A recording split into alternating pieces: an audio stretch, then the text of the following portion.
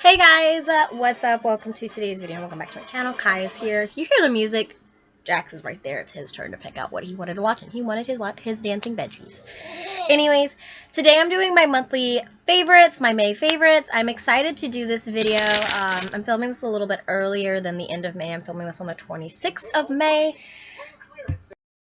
But in my defense, I do have other videos I have to film today. I have 4 2 looks, 1 palette videos I have to do. I hate Roku. But anyways, let's go ahead and get into it. I'm excited. So these aren't going to be in any particular order. I just literally made a note in my iPod because I don't have a phone. Thank you, Kai. And I just wrote down products that I was really reaching for this past month as I was using them. And I was like, man, I really love this product. And, okay, so there's no particular order. But anyways, the first product that I put in my May favorites was the Profusion Cosmetics Chocolates palette. Mine's pretty banged up. This is my personal use one. I reach for this every day. I always dive into it. You can really tell it's really well loved. I am going to swatch this. I really like this palette. I actually have Cypress right there on my under eyes, on my lower lash line. So you can tell, like, I use this palette every single day. I think that the tones are nice. My only issue with this palette per se is the fact that I think that there are way too many shimmers. There's only like 2, 3, 4, 5, 6, 7, 8 mattes in here. And everything else is a shimmer. Like, there is a lot of shimmers in here. If I was to recreate this palette if I was Profusion Cosmetics and I was recreating this palette, because this palette is actually ingenious, it would have less mattes in it, it would have less shimmers and more mattes in it, honestly. So I was able to swatch the first row. That is the first row. And you can see it is all shimmers except for this shade. That's what I'm talking about. I mean, like, there's literally two mattes in the next row, which you'll see. But it's still a really nice palette. Like, it's still really well put together. And the undertones in here are just really, really nice. I'm thinking about, like, how I think that this palette would actually, this is one of my favorite shades. It's called Conquest. It's one of my favorite shades to use. It's kind of like a rose gold color. It's really pretty. This palette, I honestly have to say, that shade right there that I just watched is called Carefree. It's one of the grungier shimmers, and I'll show you, there's 3 grungy shimmers. I like the 2 grungy shimmers, the Cypress and the Blitz one. The Carefree one, I think, could use a little bit more creaminess to it. This shade right here I'm going to swatch is called Quest. It's a matte green. It really throws you off, but it's very pigmented. There is Blitz that I was telling you about. You can see the difference between Blitz and Carefree. I think that they're different formulas. And then these are... that was the middle row. Now we're in the bottom row. I swatched the first 2 mattes. They're very, very light. So, like, I was trying to think. I think that this palette would be okay on darker skin. But it's definitely not going to be the best, if I'm being honest, because there's only 2 dark mattes in this palette. Like, look at those 3 mattes that are in the bottom row. Those are so light. And then you have that one and that one. I mean, they're just really light for this to be the kind of palette that it is. There is Cypress. That's what I used on my lower lash line today. I do still love this palette. I really, really do. It's still my everyday palette. And it has a very nice matte black in it, which you are about, like, that's Pat McGrath level. That is so nice. I mean, like, come on, guys. That's so nice. Okay, my next monthly favorite is the e.l.f. Brow Lift, and this is honestly no surprise if you watch my channel. I find myself reaching for this every day. You can see I have a huge dent in it. I just actually got the Brow Freeze from Anastasia that this is supposed to be a dupe for. I am going to actually put this in my cart and repurchase this. I do not think that I can go without having this product in my collection when I use it up, to be completely honest. And the same thing for the Anastasia Brow Freeze one. I'm also going to do a Colourpop order in June. And I was going to get the Brow wax thingy that they have, because I thought maybe it would be a dupe for this also. But I'm deciding to wait on that, and I might get it in July instead, because I have a lot of makeup I'm purchasing this month. And I'm trying to, honestly, it's a little bit more than what I want, but I need it for different videos. So I'm kind of like, I gotta do it, but I don't want to, I really want to start doing no-buys. Like, I'm on a no-buy for under-eye powders. Okay, the next product is another eyeshadow palette that I find myself reaching for in my off time, and that is the Dominique Cosmetics Unconditional palette. I used to call this the Unconditional Love palette. It's actually called the Unconditional palette. You guys know that this is one of my favorite palettes. If you watch any of my eyeshadow videos, I talk about it all the time. I love it. I will swatch it. It is just a perfect palette in my opinion. I do have a 2 looks, 1 palette video coming on this palette. If you're curious about how you can do 2 looks with this little 6 pan, it's very, very easy, very, very simple. They're very similar because you're going to get super similar tones in it. But Dominique just has a really amazing, like Dominique Cosmetics, Kristen Dominique has developed a very amazing eyeshadow formula. It's really nice, to be completely honest. And I love the fact that she is a boy mom and she has her son in this palette. That shade is named Jaden. That is her son. She's a boy mom. I am also a boy mom. I have 2 little boys. And it just gets my heart going that she included her son in this. Okay, so this is another product I reach for every day. And it is going to be the BH Cosmetics' number 13 brush. It's the spoolie. It came in the rose gold brush that I got a few months ago. I use this every day like this for my brow gel. I just dip it into my e.l.f. brow lift, and then I just kind of comb it through like that, which you can see. This brush is honestly so easy to clean. I really am into it. I reach for it every day, which is why I put it in my favorites. And I do have 3 other spoolies in my collection, and I always find myself reaching for this one, just so you guys know. A brush set that I've really been found myself reaching for this past month, and I actually just got it last month, which is why I kind of noticed myself really reaching for it. It's the Laura Lee Los Angeles birthday brush set. These brushes a lot of them are very, very unique, so I'm going to go through them. This is the L21 brush. It's just a big powder brush. I don't actually reach for this one as much as the other ones, which is why I kind of picked this one out first, but it's just like you can do that with it. It's very nice and fluffy and oh, so lovely. I love these brushes. I think she did a really good job with them. This is another brush that's not super duper unique. It's the L23 brush, and it's just honestly a brush I reach for with her blush palette, because I actually do use the Laura Lee Los Angeles blush aesthetic palette. So this is honestly just a nice blush brush, bronzer. I think I've used it for both blush and bronzer before. Works just fine. Here's another not unique brush, but I want to get through the non-unique brushes before I talk about the unique brushes, and it is the L11 brush. Mine's dirty because I use it all the time for foundation, and it's a flat top brush. It's perfect for foundation. It's perfect for if you like to, sometimes I like to take my powder that I use to set my foundation on the same foundation brush, and I just do this. I tap it in one clap, which is why I find myself not using that powder brush.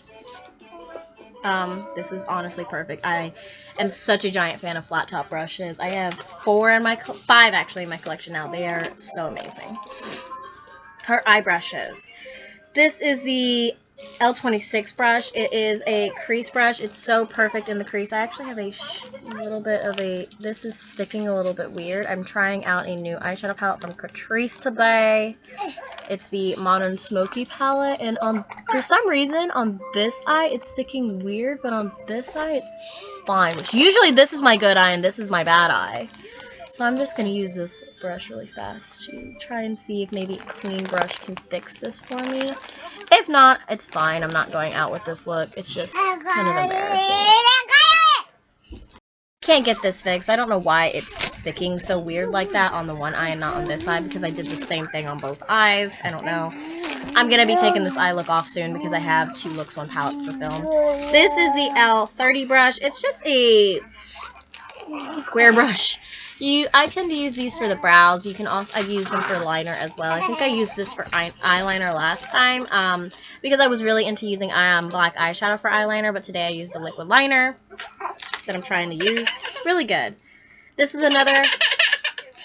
This is another not unique brush. It's the L28 brush. It's just a smaller crease brush. Maybe this one will fix it.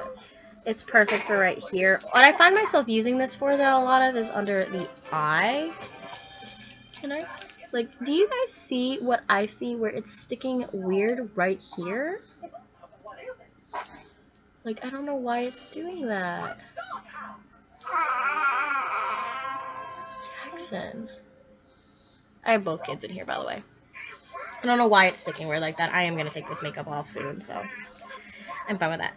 I do find this to be a little bit unique. It's the L27 brush because it's a bigger shader brush. I love using this for right here, but I have found over the past month of using this in my off time and just testing it out, this brush is perfect for a cut crease because of how much bigger it is compared to other shader brushes. Hang on. I just dived into my collection to get out a regular shader brush. This is a regular size shader brush. This is the Real Technique Detailer brush. And I just want you guys to see the difference in the sizes. So you can see what I mean. This tends to be what I tend to go for whenever I'm doing makeup on myself. So this was a really big surprise when I found myself liking this and reaching for it a lot. Okay, next is the L25 brush. I use this typically for highlighter. Like this. It fits perfectly on my cheekbone. You could use it under your eyes, but I find I like using this as a highlighter. I gotta take care of you. Hex is going to town on that toy.